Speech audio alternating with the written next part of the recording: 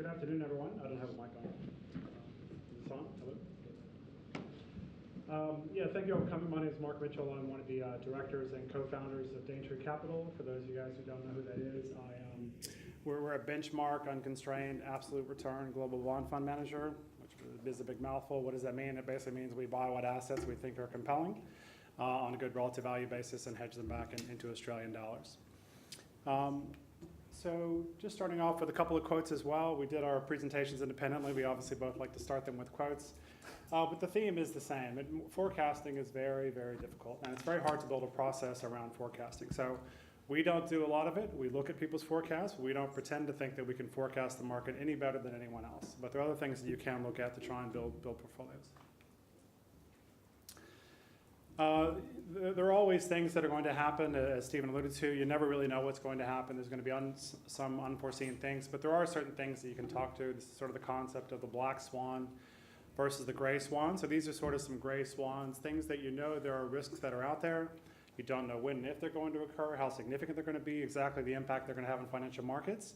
But just be mindful of them when you're constructing your portfolios. I'll just touch on the first three there.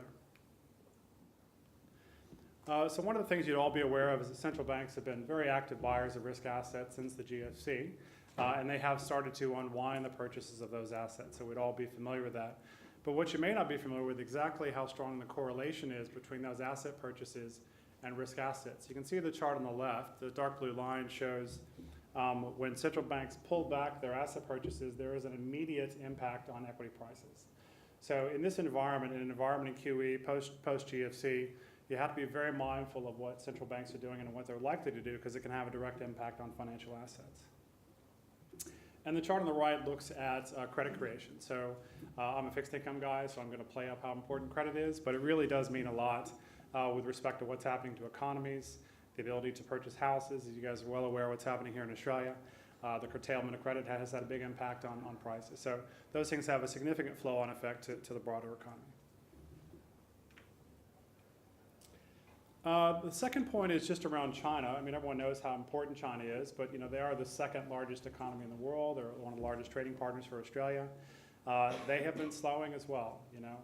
Most central banks around the world these days have switched to an easing bias because of this slowing. And the point with China is that they've done a lot to try and stimulate their economy, both in fiscal and a monetary basis, but their leverage is ticking up. And basically, you can see by the chart on the left there that there's a reducing effect of the increased leverage in terms of their economy. So they're slowing and they're doing what they can to pick it up, but it's unlikely to accelerate materially. I'll probably just skip over the next slide. And the last point is really just around housing. We sort of alluded to it a few minutes ago, but the Australian consumer is very levered. We're all aware of that. It doesn't mean they're going to be material defaults. But we've all seen the deterioration in housing prices. We think that will continue for a little while longer. It's kind of a modest correction. We don't think it's anything too severe. It's been done actually quite well in terms of trying to controlling the correction. But we do think over time leverage will reach a peak, and it'll be harder and harder for people to take on more leverage, particularly as the banks pull back. And again, you can see the chart on the right-hand side. There's a very strong correlation before in terms of credit and what's happening to housing prices.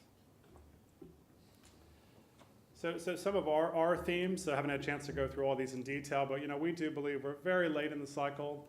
It's hard to forecast when things are going to turn. Central banks have been extending the cycle a fair bit, but eventually the cycle will turn and economics will take over. And so you might want to have a bit of a defensive tilt in your portfolios. Don't sell all your equities. These guys certainly won't tell you to do that.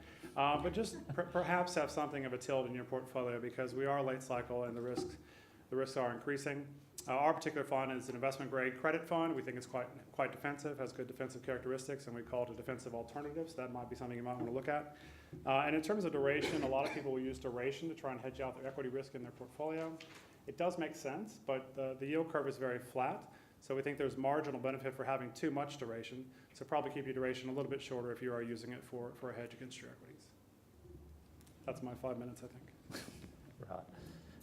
So as I said, I'm just going to throw it out to the audience. If anybody wants to ask specific questions of Mark about his presentation, we'll ask some general questions to the panellists at the end of everyone's presentation. But does anybody have a specific question? Yes? Just yell out? Or? Yeah, I think at the moment. Yeah. Mark, I'd just love to get your views on Brexit. Do you think it's going to occur and how do you see that impacting markets? Yeah, look, Brexit is one of those things that we put in sort of the geopolitical risk bucket. We've largely avoided it. You would have seen I think overnight they voted they were not going to move to no deal, so that actually sort of removes some of the risk from the system. I mean, it gets a lot of headlines, but the reality is the economy is actually not all that big in a global sense. There is event risk around it, so in our portfolios we've largely avoided it. So look, I think the risk around that has substantially reduced. It might take a little while to work through, but it's not something that's going to have a dramatic impact on risk assets in our view. Okay. No other questions? Okay. Okay, I'll just introduce Andrew Stanley, Head of Australian Equities at Rolton Asset Management, to give us the Australian equities view of risks in markets. Andrew, that's just the middle by me. I didn't actually include a quote in mine, but I did hear a good one earlier on of, what could go wrong in markets this year? Nothing. Jay Powell's already got it all sorted out for us with his moves in January. In terms of who Rolton is, we're a specialist Australian equity SMA provider. And so just to, there'll be some overlap, but I'll skip over those ones. In terms of the market volatility that we saw at the end of last year, I just wanted to put it into a bit of context for you. In 2016, we had a 20% drawdown in the market, and the one at the end of last year was 13.5% and very rapid. From our perspective, we do think markets have been driven a lot by central bank liquidity since the GFC. From our perspective, we are taking that into account in our portfolio construction because we know quantitative tightening is going on, and we've got the unwind of QE from the ECB that obviously feeds into domestic liquidity. The Chinese deleveraging, we've already heard about. From an Australian perspective, with resources being such a substantial part of our market, we do need to see China continue to stimulate. They've done some, they've been doing it since April last year, but we need a reasonable amount more to come through. The China-America trade war that gets a lot of headline news, we don't think it really matters particularly much. At the end of the day, China exports 500 billion of assets a year of goods to the US at 25% tariffs, $125 billion on a $20 trillion economy. It's a rounding error. And we've also seen an emerging market slowdown, which impacts Australia to an extent, but that's stabilising now. So how balanced is the Australian economy at the moment? There are definitely headwinds out there with the housing market, and we need to watch how that evolves because it obviously feeds through to the banks, the construction companies and the retailers in Australia, in our equity market. The election tends to have an impact as well because consumers just naturally slow down their spending. People become more nervous, and the length of this perceived election cycle will probably slow it a bit further than we've seen in the past. On the other side, we've got a very substantial amount of infrastructure spending going on, mostly from funded by the governments on the eastern seaboard. We've got most likely fiscal stimulus coming in the May budget, which is good for consumers.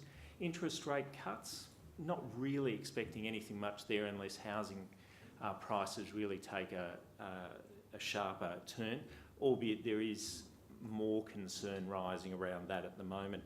And also we're starting to see mining capex come back in the UK. Oh, sorry, in WA. In terms of how we think about managing risks across the segments of the portfolio, if we think about the banks at the moment, they've been under a lot of pressure for an extended period. Credit growth is coming down, as we saw before. People are, hang on, have I gone one too far? Whoops, no, sorry, I've flipped over one too early.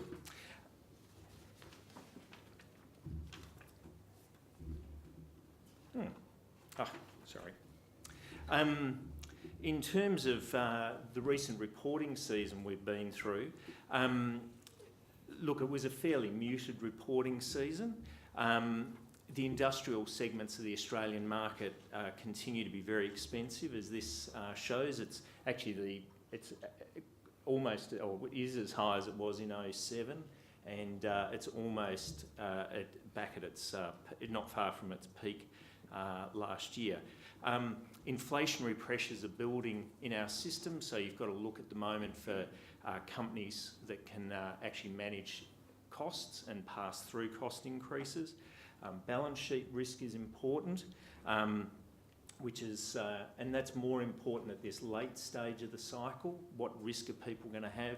Are they going to need to do dilutive capital raisings at the wrong point of the cycle? But overall, we're in reasonably good shape. And overall, the outlook statements weren't too bad during reporting. So now back to the one I was on before. Just on the banks, the Royal Commission has obviously impacted sentiment around the banks. It's changing their behaviours, and there's some hits being taken. But at the end of the day, the credit cycle is still relatively benign at the moment. So what we'd want to see in coming months is the RBA coming to the party. The resources segment of the market, we're seeing CapEx and volume coming through, which is good for certain segments of the market. And as I've highlighted, industrials are expensive, so what you've got to do is be far more focused on valuation and what you are actually buying in there. All right. As before, does anybody have any questions for Andrew specifically about his presentation before we move on? I've got a question, which is, given Australians' preference for dividend paying and high franking credit stocks, in the potential event that we end up with a government with its franking credit policy, Labor government with its franking credit policy, does that factor in your thinking at all about the relative attractiveness of fully franked stocks? Look, it probably doesn't at this stage. We'd want to see how it actually passes through Parliament, because there's still a reasonable slab of, they're being fairly selective in who they hit. It's really focused at self-managed super fund investors, retail fund investors and industry fund investors aren't really touched, nor are not-for-profits. So we don't think there's actually going to be an overall reduction in necessarily in demand for dividend-paying stocks. In our portfolios, when you look at it overall, we are more biased to higher frank stocks, but will that change with time? Look, it might at the margin. Can I ask what sectors do you favour? What sectors do you not? At the moment, At these price levels? at these price levels, since at the end of last year, I would have said reasonably defensive. We've come back through, had a big rebound. There are, some of the consumer discretionary focused stocks or household income disposed stocks we like on the grounds that they've been dramatically beaten up, and it does look like there's a couple of interest rate cuts going to come through in the next several months, plus some stimulus from the government.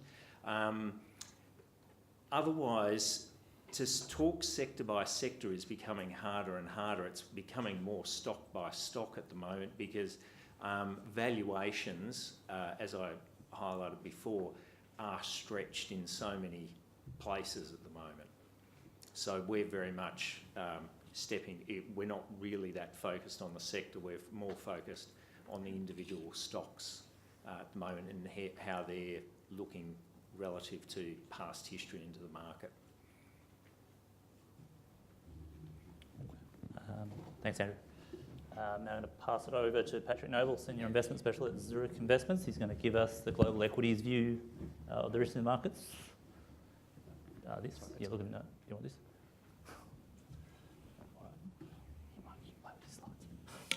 Okay, thanks, Stephen. Good afternoon, everyone. A nice, happy topic to be talking about, no doubt, and I think Stephen's wall of worry really describe some of that sentiment and what we're faced with every day. But when we think about this pessimism and sentiment in the market today, we do have to also couch the simple fact that right when we thought things were bad and were only going to get worse, they actually got better, much to the surprise of everybody, no doubt, and some helpful statements from central bankers, particularly in the United States. But when we think about what could go wrong, well, if nothing goes wrong, then the perils of market timing can really bring you undone from a long-term investment perspective.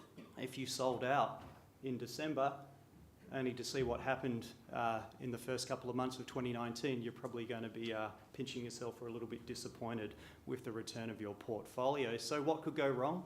Anything, everything, or absolutely nothing? And we need to be mindful of that as well. We've spoken briefly on geopolitical risks. Probably a slightly different point of view in that markets have now gone full circle and they're actually expecting something to get done between the United States and China. If that does fall through, then I think that will be a negative for market sentiment. And Brexit as well. In a weird kind of way, the developments of the last couple of days have been positive from a no-deal type outcome, but it's an absolute shambles in the UK at the moment, and I don't think you can describe it any other way. And if it does spiral downwards again from here, then I think that will be negative for market sentiment as well. So it might not be fundamental damage, but definitely from an investor's sentiment, we think that's a pretty bad outcome. Now, we're going to face, though, on the other two items on that slide, being inflationary pressures. We think they're out there in the market, but contained at this stage. And what's this talk about an earnings recession and what that means for markets? Because from our perspective, earnings is going to be one of the key drivers, or is the key drivers of share price returns. And that's something that, therefore, we think we should keep an eye on as we progress through 2019 and in future years as well. So let's have a quick squeeze at inflation. There are definitely early signs of input costs rising. This is taken from the United States. The chart that you can see on the left-hand side is just trending upward commentary from management teams in the United States where they talk about increasing freight costs and also wage pressures as well in the US. Now, not surprising with that freight cost increase going up ever so slightly month on month, you can actually see that it looks like no one wants to be a trucker in the United States. So growth has been booming and ticking along, but then all of a sudden you can't move your goods. When you can't move your goods, but you've got a trucker there, what's he going to say to you? He's probably going to increase his haulage costs. Now, as a business owner, you have one of two choices here. You can say, well, I'll cop it on the chin, and that's not great for my profitability, which in turn is not going to be good for my share price, or I can try and pass it on to the end consumer, and we'll see, I guess, incremental inflation sort of moving through the system. So they're your two choices there. Now, we've seen in terms of wages in the US this week that wage inflation is about 3.4%. That's not bad. In fact, that's one of the highest in 10 years. But by and large, broader inflation in the United States is still ticking along just below 2%. So we think that those pressures are contained. Why we are still interested in inflation, of course, is that if rates do rise, we think that that can mean that market multiples in equities can compress. So your PE falls a little bit lower and lower again. Everything else being equal, that means that you might see equity markets go backwards. You can see that on the dark blue bars, if you like, towards the end of the United States. We've actually seen some pretty subtle multiple compression around the world in the last couple of years, actually. But above the line there, you can actually see that earnings growth has been driving markets ahead, and that was working very well, and in particular in the United States, which goes to explain some of their outperformance last year. But this is only to the last quarter of September. We started to see all the negative rhetoric build up around this time in September of last year, trade tensions, China slowing, growth slowing in the United States, and it also coincided at the time when the Fed says, not that we're going to save the world, it said, you know, balance sheet reduction, that's on autopilot. We're going to keep increasing interest rates, and that scared markets. And at the same time, companies were coming out and revising their earnings down, and quite sharply. So what's an earnings recession? Well, much like an economic recession, it's consecutive quarters of earnings contraction. And people were getting pretty scared. If you look at the chart on the right-hand side here, You can see the big boost of that blue line at the start of 2018 with tax reform and some fiscal stimulus in the United States. And then you can see it absolutely plummet and then go below the line with some negative earnings revisions towards the back end of 2018. How did markets respond in kind? Well, with all the other pressures, and as well with the red line, you can see the rolling 3-month return of the MSCI in the United States. It was pretty ugly. Thank God we've put that behind ourselves for the time being. Well, or have we? Because are earnings going to stabilise and recover? Or will we see another round of severe negative earnings revisions which could send equity markets into a spiral again? Well, on the left-hand side there, hopefully what that shows is that despite expectations now being the blue line of first quarter earnings being negative in the United States, it actually does turn a little bit more positive as we go out through 2019. You want the wall of worry, you'll say, well, every analyst every year will say that earnings are going to be X%. That's the number I've always done. They're always too optimistic and they'll pare it back down, down, down until we get to the end of 19 and we've got nothing effectively. Well, there's a few companies that are skewing earnings expectations. Apple had a pretty bad outcome and that has ripple effects through the market. But we think by and large that the threat of a real or a negative earnings revision, or earnings recession I should say, through 2019 is not going to be anywhere near the same extent as what we experienced in 18 because markets have rebased their expectations. They've moved beyond tax reform in the United States. That said, just a couple of quick slides to finish on. When you look at this slide, this is the market reaction to what we saw in the last quarter of 2018. You saw, whilst it was a massive beta sell-off across the market, credit, equities, you could see that the high-flying tech sector really derated quite sharply, so much so that utilities, state-owned utilities, started trading on a higher market multiple. Now, if you look at the right-hand slide, you can actually see that whilst tech then started trading at the same price as utilities, they still have a pretty attractive forward earnings outlook. So we would say that the market was pricing in an overly negative scenario, and then if you do like earnings to drive your portfolios forward, then this is something that you should consider over the coming months. Of course, we have seen some of that bounce. Now, utilities is not necessarily a value stock to us. We'd sort of be in the expensive defensives camp, but it did reinvigorate that value versus growth debate. And quite frankly, I would say you need both in your portfolio. But from our perspective, it's to say that what we saw last year was not the death knell of growth investing. Yes, growth versus value does trade at a higher multiple. We would argue that makes sense if you have higher earnings growth expectations baked in.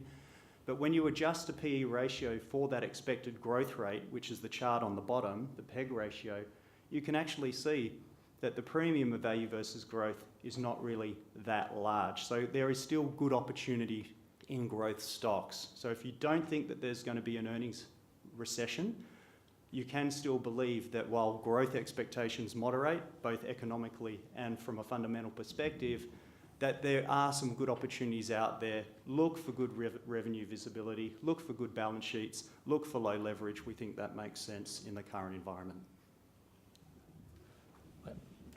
Thanks, Patrick. There might be time for one very quick question before we sort of move on. Just right beside you. For a long-term growth investor, how much should they have overseas? How much should you have overseas? We think that if I was to put that from the perspective of Australia, if you look at Australian growth stocks at the moment, and there's been a lot of market darlings in terms of the tech type sectors and so forth, we would say that they are trading on even more aggressive multiples than some of the high flyers or the well-known tech stocks that you might find in the United States and China. Not knowing your situation, I can say that most people would say that there's a huge home bias in domestic portfolios. If you think that there is problems in the housing market, or if you think that there'll be a change of behaviour, as people have said is necessary for overloading on franking credits, there's probably going to be a shift more broadly to global shares. How much you should have, I don't know, sorry, but I would say that most people are probably underrepresented in global equities. Thanks, Patrick. Okay. So I'm just going to close off with a few of my slides, but before I do that, it was remiss of me not to say who Zenith is, because my sales colleague is going to kill me when I get off this stage for not saying that.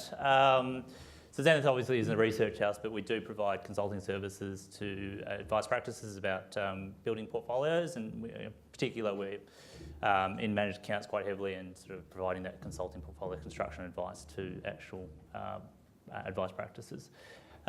Just to bring the conversation back, I think one of the topics was to actually sort of have that, how do we prepare clients for the risks in markets? I think also to bring it back to the initial sort of slide with all the quotes on it, and to echo some of, I think, Mark's comments earlier about forecasting. Just wanted to bring this slide up. So there's some economic statistics. It's not really about forecasting, actually. This is more about sort of, a lot of people take a look at around them and, they sort of, market timing, it's about market timing. How they feel about markets is driven by what they see around them, the economic environment. So this is some stats, and sure, you can see some inflation coming through there. So maybe not so great, but the rest of it looks okay. The point is that this is actually June 2007, so we all know what happened post this. So if you looked 1 year forward in the financial year, you were down 19% in the US equities, and the financial year after that, you were actually down 38%, and at the worst, you were down more than 40-something%. So that's really the folly of sort of just gut feel, sort of how, if maybe market timing, I go to cash, I don't feel so great, or I do feel great and I'm going to go to equities. The next slide really is about that market timing aspect. The client conversation really should be one of reminding clients that it's about the long term, and it's not trying to pick markets, it's not about trying to time to go into cash, because it can be tempting, and I know in the managed account format, that actually is one of the benefits, of managed account, that you can actually execute quite quickly. But you only just need to miss 10 days in the market to actually diminish your returns by 2% over 20 years. So if you miss 10 days in that 20-year period, and those 10 days aren't in any particular order, they're not one after the other, that's just if you're missing 10 days in the market. And again, just to reiterate that point and make sure that clients are aware that the long term matters, and that any 1 year forecasting is a fool's errand. You can't tell where market's going to be tomorrow, today, or in a month. So, but if you bring them back to the long term, this is about a portfolio, about an even portfolio, balanced portfolio of 60-40, 60% growth assets, 40% growth, defensive or bonds. The dispersion of returns narrows quite considerably, and that's what you need to remind the client conversation, that they shouldn't focus on the now, they should focus on the long term. This is just taking the long-term approach and forgetting about worrying about that marketing timing aspect. That's really the client conversation. Given time, I actually will throw it out to the audience if they have some questions for the panellists in general. If not, I will ask my own questions, but in the interest of time, given that we have not as much time, I'll throw it out to the audience, otherwise I'll start with my own. Dead silence. No? Okay. I'd be interested on the Aussie dollar. What's the argument of rate cuts, expected rate cuts, but then there seems to be a booming export market. Where does the Aussie dollar sit, potentially? Oh, you're looking at me, so I guess you want an answer from me. I don't do forecasts on the Aussie dollar. I don't have a view. Obviously, there is quite a big rate differential now between the US and Australia. The next moves will probably be down in both of those economies. We might see one more hike from the Fed at most, but tend not to do forecasting, as we sort of talked about with the Aussie dollar. We don't take a lot of active currency risk in our portfolio, so probably can't help, unfortunately. Yeah. Although maybe on the flip side of that, if Donald Trump does have this new push to bring the US dollar down, does that somewhat push the Australian dollar up if he wins his little game or not? Well, over time, the Australian dollar is largely driven by interest rate differentials and what happens to commodities. I mean, those are by far the most two significant drivers. So as best I can, I try to avoid what Donald Trump says, but unfortunately, I do have to think about it.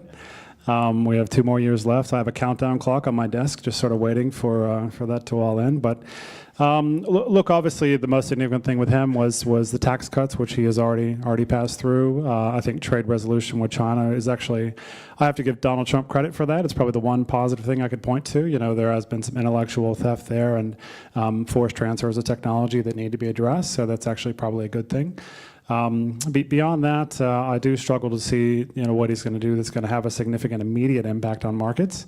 But perhaps others might have different views. Yeah. No, if you guys don't have views on currencies, okay. If no, that's more questions over that way. Sorry. Yeah, the three speakers mentioned the risks that are around in the economy. I'm wondering if you had any comments about worst case, best case scenarios. At this stage, I'd say the best case scenario is we just bumble through. The central banks do enough, we get enough government stimulus of one form or another. In the US, there's still talk of an infrastructure package. Europe looks as though it needs some stimulus. China, we already know there's fiscal and monetary stimulus being put in, and in Australia I think we'll get more. If they get that mix right, then, the best case is we just continue to bumble through. I don't think it'll be strong growth, but it won't necessarily be weak. You can create a number of worst case or more damaging scenarios around a credit crunch in the Australian housing market, the Fed getting it wrong on interest rates, etc. But all we can do is watch for those.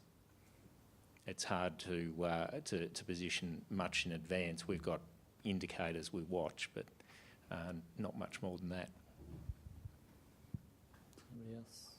I've got a question, Stephen, about differential inflation. Inflation came up in a couple of the presentations. Yep. What if we end up, how likely do you think it is that we'll end up in a scenario where Australian inflation is materially higher than global inflation, and what impact do you think that might have?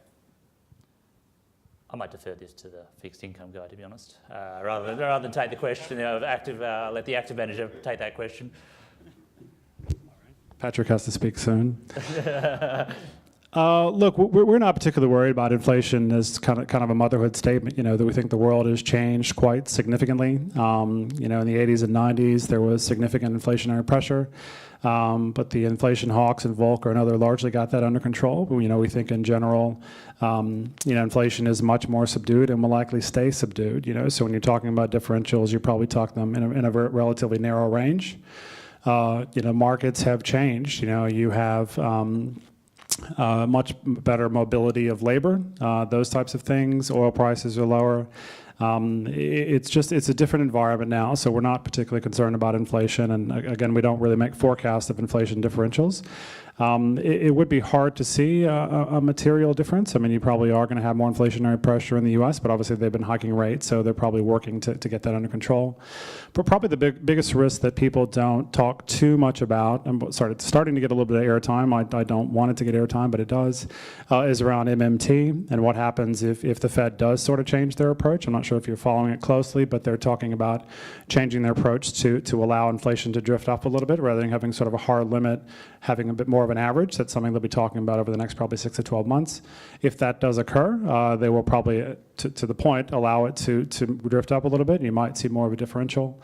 If you start to see much more significant budget deficits in the U.S., which is very possible, and central banks are forced to buy that paper, and you lead to a loss of erosion in terms of U.S., and eventually the bond hawks come back, you might then start to see rates drift up in the U.S. So that would probably be my generic outlook, and hopefully I've not answered your question and just talked for a couple of minutes because I don't have an answer to your question. There's a few minutes left. If anybody has any questions, okay, there's one. Just talking locally and the sectors that we're talking about, commodities and maybe energy. I think commodities are doing all right, the iron ore stock and the demand from China. What are you forecasting for the rest of this year in terms of where these two sectors are going to go? How is energy going to do in terms of not having enough of it locally, and commodities doing all right with the price of the way and BHP and Rio seems to be going all right? In terms of, so if we look at BHP and Rio to begin with, at the moment they're getting the benefit of the Vale dam disaster in Brazil, we're not of the view that that is the price levels for iron ore at the moment are sustainable. Obviously, the prices of a number of the stock prices have rallied up on the back of that. The difficult part at the moment is we just don't know the extent of the issues in Brazil to know how long that capacity is actually going to be out of the market for. In terms of the demand side, there is infrastructure work coming through in China at the moment. In terms of residential construction, we don't expect there to be much of a lift up. So not sure that there's actually going to be much more on the demand side, and the supply side's just uncertain, but likely trending down. So there's probably weakness as we go further into the year. In terms of the oil markets, again, the Saudis and OPEC, with the Saudis particularly contributing to the tightening of the global oil market. If we bumble through from a growth perspective for the rest of the year, then oil prices are likely heading higher. Right, we've got a very short amount of time, so I might ask for some closing remarks. Maybe start with Patrick, since he hasn't had a chance to speak yet, and then give it to the other guys, but it's not long, so it's very brief comments, final comments. Sure. One of the things I don't think we've touched on today, but would be remiss to miss out on, would be that one of the other elements when we saw markets fall last year was people saying that there was a little bit of a liquidity crisis in markets as well. With some of the leverage that we're seeing in financial products and exchange traded products, if you're inverse, if you're relying on liquidity, that liquidity did look to dry up right at the time that some of those products required it. So we think that liquidity as an assumption is probably one of the unknown unknowns that is yet to be tested in this cycle. Thank you. Maybe Andrew, we'll just go. Yeah, some closing remarks, unless you don't want any, but yeah. No? Okay. Okay. Look, I've got 6 seconds. So look, I'll just say, as an overarching comment, we are very late in the cycle, specifically the credit cycle. People talk a lot about economic cycles, but ultimately probably what matters more is the credit cycle, only because it has significant impact on financial assets, people creating jobs, how much risk you take, those sorts of things. So the overall system is very, very levered, and very much to Stephen's point, it's hard to forecast things and flip a coin in terms of what's going to happen this year. But the reality is that you can identify when risks are higher and when assets are relatively expensive and when it might make sense to have a bit of a tilt in terms of being defensive in your portfolio. So that'd be my closing comment. All right. Well, that is the final panel. I unfortunately didn't get to ask any of my cracking questions, but thank you for all the speakers and for their contributions, and thanks.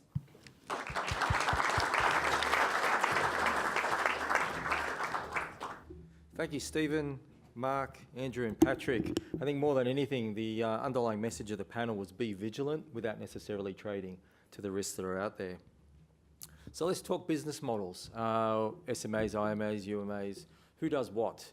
So I'd like to introduce Tony Jasmik and Brett Sanders. Tony's from Explore Wealth and Brett is from Philo Capital. They'll be talking with Toby about the different business models, and Toby's going to kick off with a bit of an explanation of who is doing what or who could be doing what. So without further ado, Toby. Thanks very much, Rick, and I promise this is the last time you'll see me up here today. Brett, you should be up here too. Let's have a look at life outside the mainstream other operating models. What I wanted to do in this session, is talk a little about the opportunities that were created when the MDA class order was created and that have been reinforced by ASIC in its rewriting of the regulations in 2016, and the way in which that has been developed by advice businesses and the various other models. So this is a picture of Tony, which I put up because A, he's an extremely handsome fellow, And he paid me to say that, because they have a nice new name and logo. So there we go. So outside the mainstream. So look, here's a little bit of a primer about MDAs and where they fit. And I wanted to focus on MDAs because the platforms who we all love spend a lot of time talking about the SMA models that they bring. And as I mentioned right at the start when we were talking about FUM, at IMAP we break managed accounts into the registered MIS versions, known as SMAs, then MDAs, and then others. And that MDAs tends to be used generically, and I wanted to kind of narrow in on what it actually means and how they work and what drives them. So the law that governs them is RG 179, and it used to be called the class order, but now it's called the legislative instrument. When ASIC in 2004 was looking at brokers and broker discretionary trading, they did what ASIC do, which said, we don't like that, we're going to do something, and the something they did had unintended consequences. What they said was when a broker can have, or any licensee can take a power of attorney from a client, no problem, and you can still do that. But once you start running a whole bunch of clients in a similar sort of way, that looks like a managed investment scheme to us. And so we're going to treat these things as if they're a managed investment scheme, and we're going to give relief to the way in which they're operated. Now, the class order and the legislative instrument only relate to retail clients, and that's important, and I'll come back to why that's important in a minute. What they did was create an extremely flexible structure, and they reinforced that flexibility in 2016 when they rewrote the regs. And again, we'll talk in detail about that flexibility. And the other thing they said is if you want to do this, some licensee has to have a specific authorization to do this. Now, back in 2004, they then undercut all of that with a no action letter, but they took them 15 years, but they finally recognised that was a poor idea, and that's gone. So now some licensee has to have a specific authorization. What I would say is even now, there's widely varying interpretations at ASIC and amongst legal advisors as to what this all means, and for example, whether you need an authorization to give advice on MDAs. Their current view is you don't, even though they have one in the standard license application. There are two types of MDAs, for example, in the standard application. You can apply to be a provider of managed investment schemes limited to managed discretionary accounts, or for miscellaneous financial products limited to managed discretionary accounts. The one they now are applying is the managed investment schemes. Anyway, so it's confusing. So what the RG covers, or the regulations cover, is there's got to be an MDA provider, there's got to be an advisor. We're talking retail, so there must be personal advice given. Some licensee must provide personal advice. And the RG talks about asset holding. How are the assets in the MDA service held? Are they held in custody? Are they held in the client's own name? How are the assets held? And we'll go into that in a little more detail. But what they don't talk about at all, because it's sort of implicit in the document, there's no notion of a portfolio manager or an investment manager in the document overall. So it's implicit that we're in the investment process, but there's no part of it which says this is the role of a portfolio manager and this is what we expect of them when they're fulfilling the function. In fact, pretty much the only thing where they touch on it is when they talk about the investment programs, which says this might be general or it might be specific. But it actually describes how the portfolio is going to be managed, and that's as much guidance as you get. Then they require that as a retail investor, that they must receive annual advice, and that advice must be renewed annually. And that's sort of now that they've been drifting advice generally towards an annual renewal anyway. So one of the disadvantages of MDAs is sort of gone, particularly if we end up in in an annual opt-in cycle, and they're specific about the reporting, either physical or electronic, that the client must get. And we've touched on the investment manager. So what I want to do now is just draw up on the board these basic functions that the thing covers, and what I want to do is talk about how they actually play out in practice. So I've got here the client, advice, advisor, think advice license, the MDA license, somebody's got it, somebody's fulfilling the role of portfolio manager, even though, as I say, it's not a regulatory function. The assets are held in a certain way, and then you've got the underlying investments. So I want to go back to the original underpinning that ASIC were thinking about when they wrote this. So this is what it was written for. It was written for brokers where the client goes to a broking house, share broker, and that share broker gives them advice, has the license to provide MDO services, acts as a portfolio manager, and the assets are held on a HIN. And they are by and large ASX listed investments. So that was sort of the underpinning model that ASIC were thinking about when they wrote this, and this remains in the broking world pretty common. Then you get something which looks pretty much like it, but not for brokers.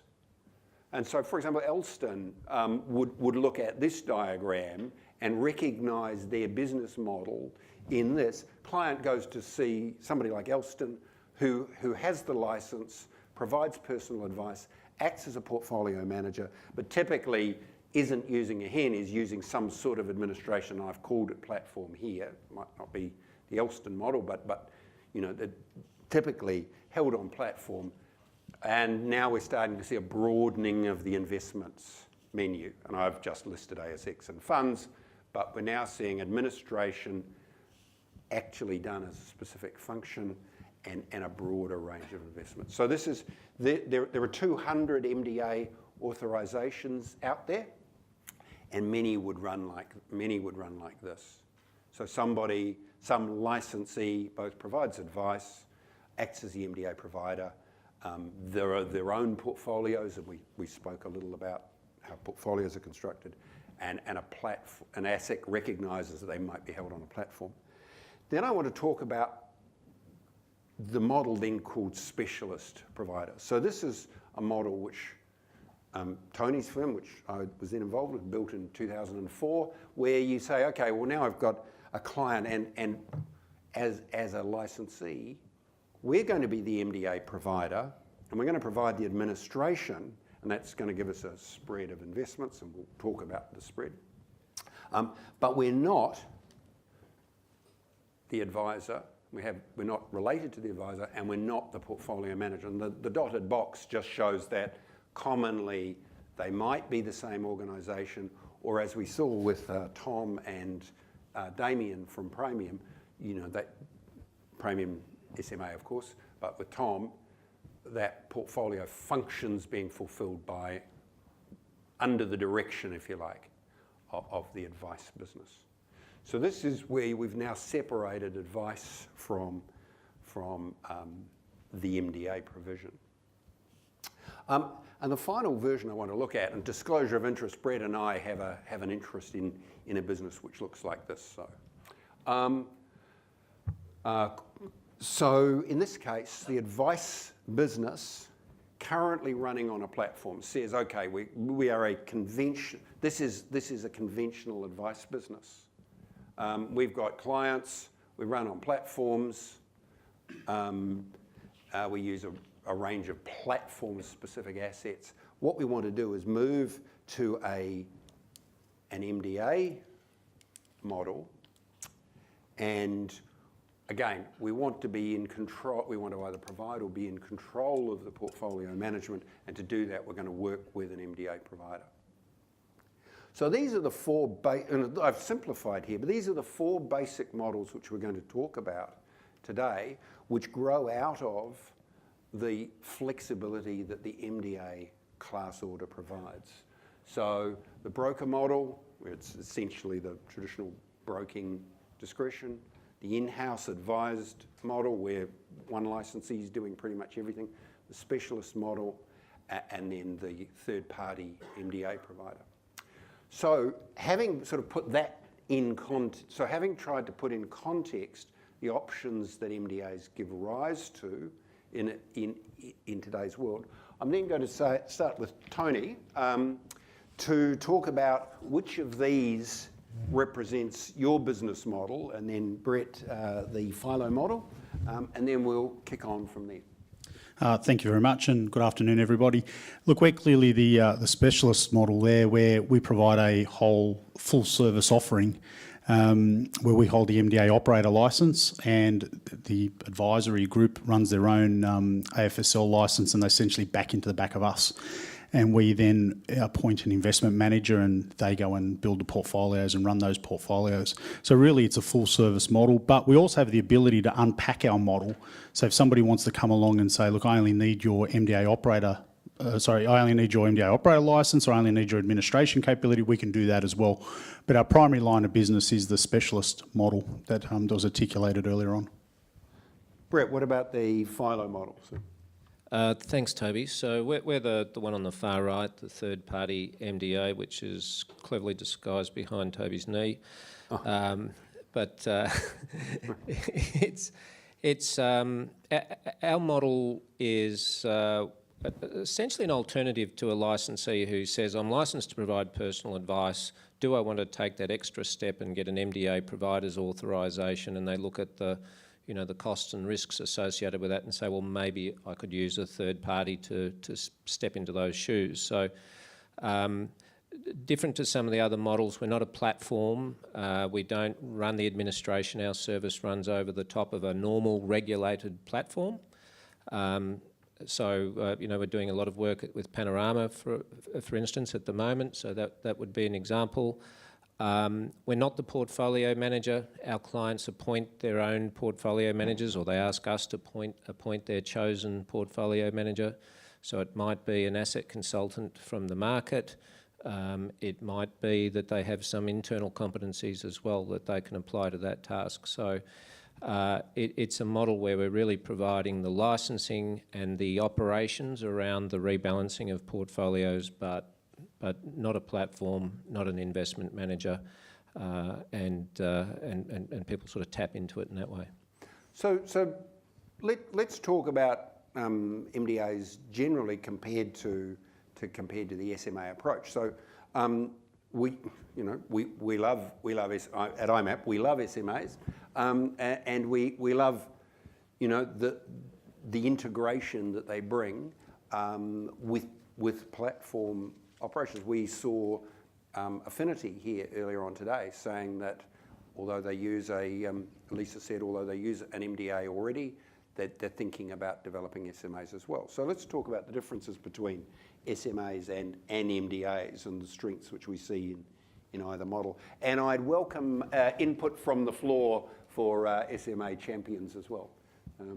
Zach, I'm looking at you, or Mark at you.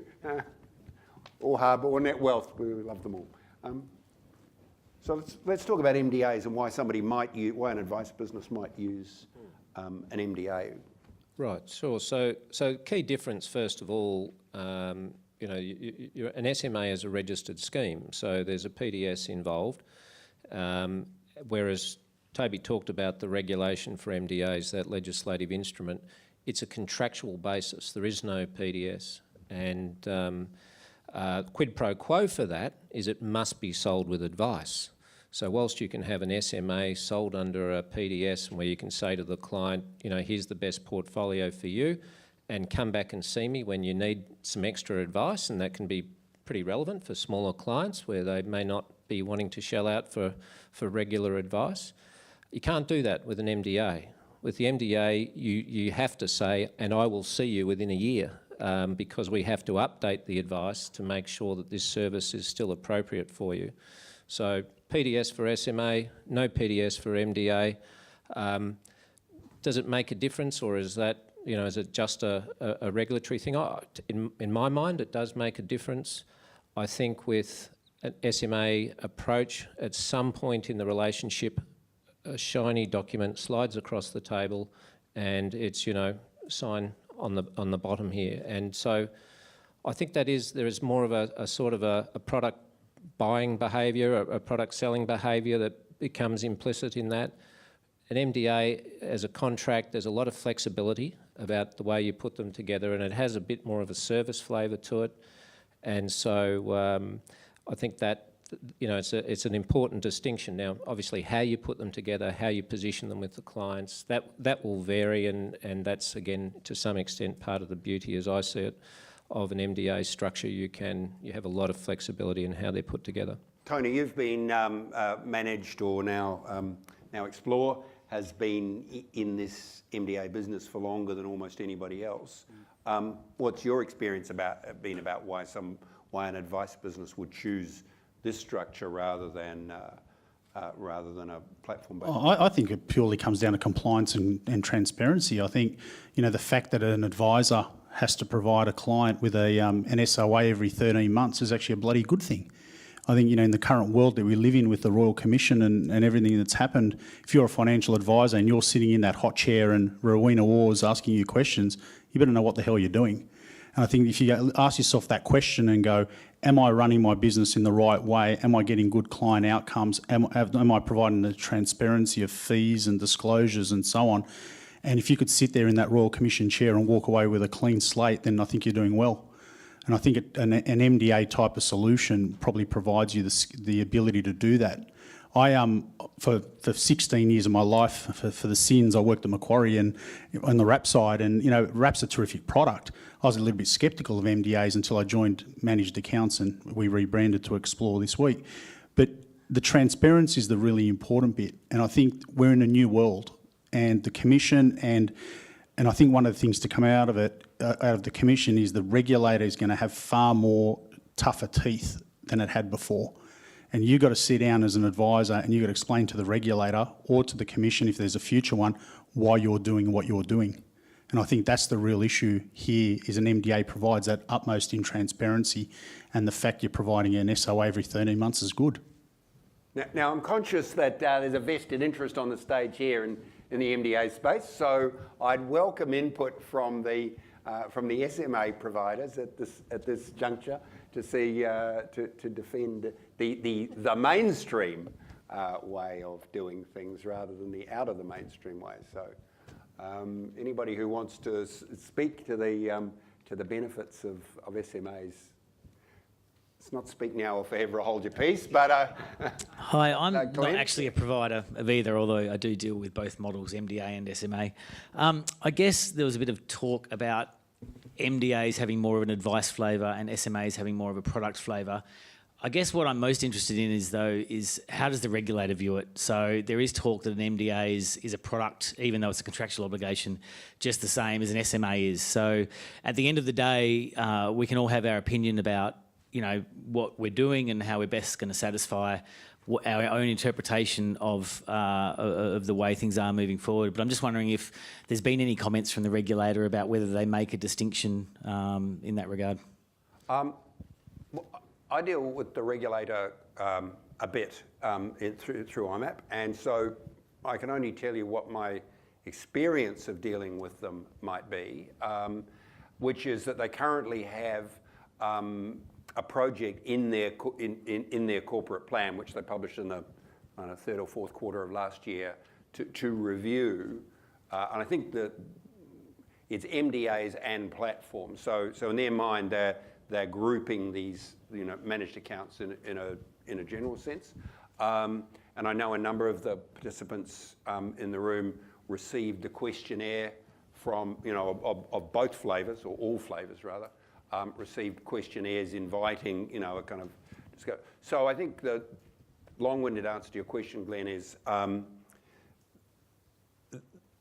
now that managed accounts are sort of a $60 billion thing and have come up on the radar for ASIC, they're certainly focused on them. And the question that the project in their corporate plan asks is, looking at transparency and client protections. So my view is that ASIC's current position's likely be one of feeling they need to understand more about how these are being operated, what's actually being offered, and to ensure that they aren't simply a way of replacing the revenue lost from rebates. That they aren't simply a way for advice businesses to say, the rebates are gone, but look, I've found a new pot of gold. There's a Greg, yeah.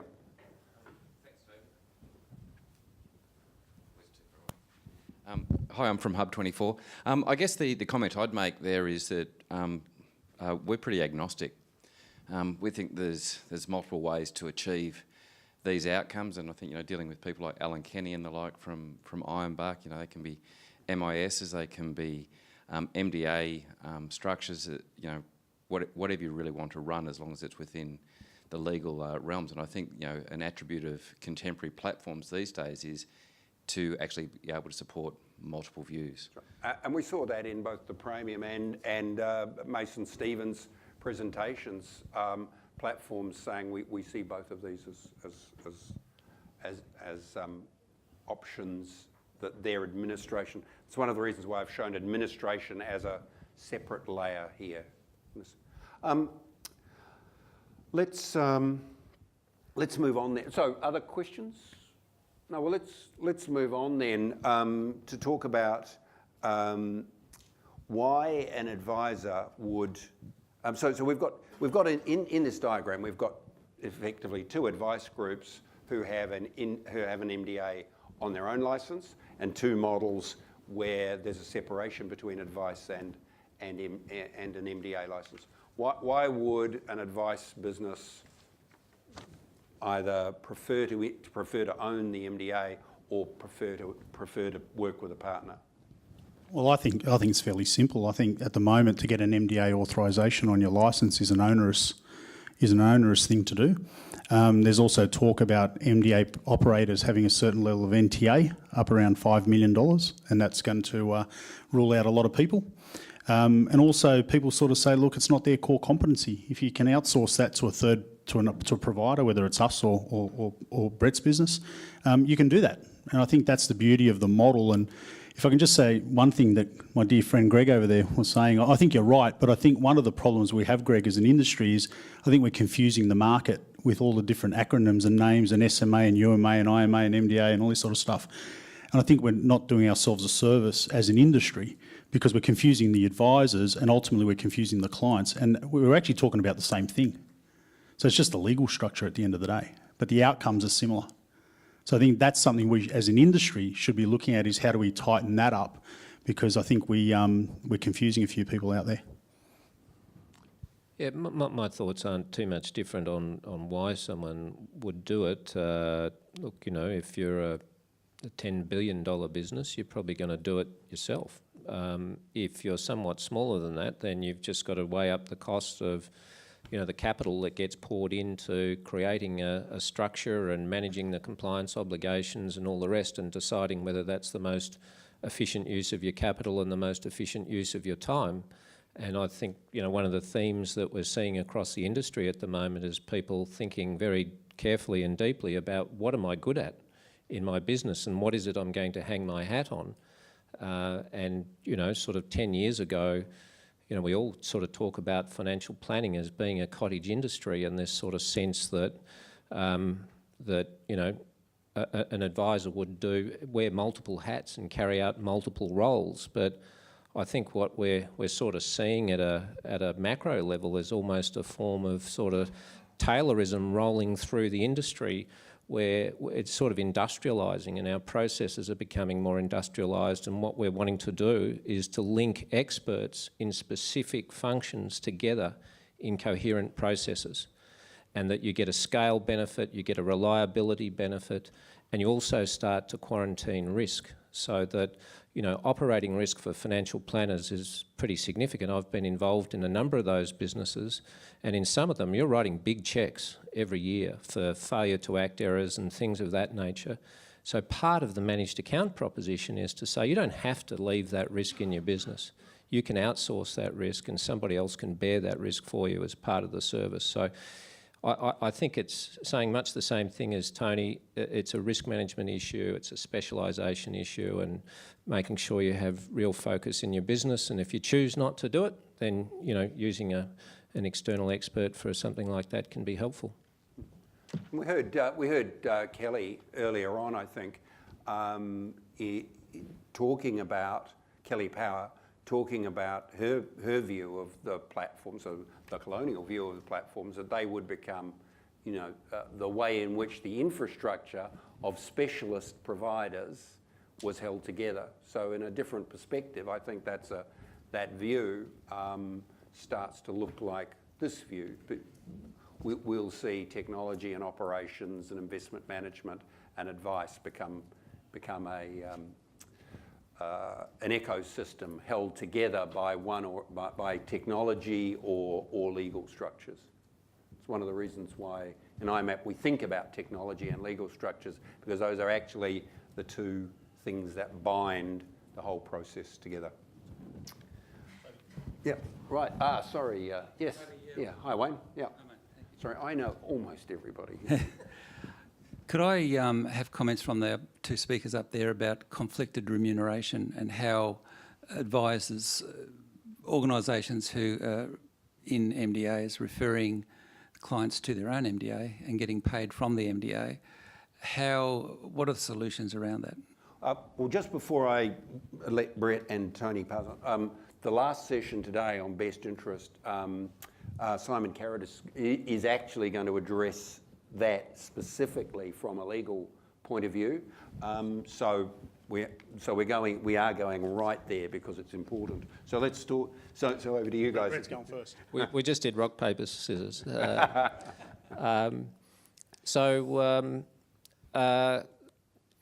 Look, it's an interesting thing. So first of all, amongst our clients, we have a number who have taken on the role of portfolio manager themselves, and then others who've very consciously chosen not to do that. So, and very happy to appoint an external expert to run their portfolios for them. That external expert may still turn up to their investment committee and that sense of there's a sort of a shared accountability, but so a number of them are not actually running the money themselves. Those who are putting themselves forward as the manager of the model portfolios, amongst our client base, none of them are choosing to be paid for that. They're actually saying, and I think it's probably coincident with when a number of them started, when vertical integration started to feel like a sort of a dirty phrase, that people have said, I'm not going there and I'm just going to be paid for the advice portion. So they've, in the sense, decided to sidestep that perceived conflict by just not getting paid for that service. Having said that, we don't see any reason why they shouldn't be paid, provided that, and this is where the responsibility of as a MDA provider, you're not just a supplier, you also bear a responsibility to make sure, for example, that the fees that people are looking to charge are reasonable. And so, if someone wants to be paid to run a portfolio, they better be running it, and they better have the competencies involved, and the fees must be reasonable. In a practical sense, that sheets home to the MDA provider, because our role is somewhat analogous to that of a responsible entity, and we are responsible for those portfolios. So as Toby said, the legislative instrument doesn't mention the portfolio manager. The party that's responsible for those portfolios and the reasonable conduct of the MDA service is the MDA provider. And so it's a brave MDA provider indeed that would let somebody, sort of be charging fees that are not commensurate with the service provided. But beyond that, then yes, people, they do need to, manage the sort of the broader conflict. But yeah, if I can just add that, Wayne, to your question, I think it comes down to two things. I think it comes down to transparency and it comes down to disclosure. And I think that you're right. And if I can just bring it back to the Royal Commission, if you remember before the report was issued, everyone was talking about fire and brimstone and talking about vertical integration and the world was going to end and all that. Nothing really came of that in any great way. Doesn't mean the regulator won't take that up. That could be the big sleeper in all this. But in our world, it's about the due diligence you do on the underlying investment manager, and if there is a relationship there between the advisory firm and the investment management firm, we make sure that we look at that and we make sure that there's proper separation and proper disclosure and so on. In fact, in my sales team, we sort of speak to advisors and businesses, and you come to a fork in the road. So either you have the capability to run portfolios and you have the scale and the capability and you can split that out from your business. And if you can't, then you go the other fork, which is appoint an external third-party manager or a consultant to build those portfolios for you. All right, just in the last minute or two, are there any final questions?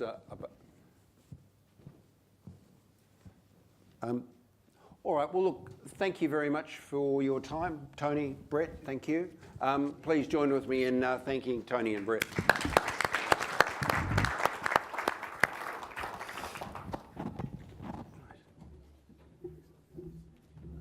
Thank you, Toby, Tony and Brett, not only for a great presentation, but for getting us back on time. Remarkable.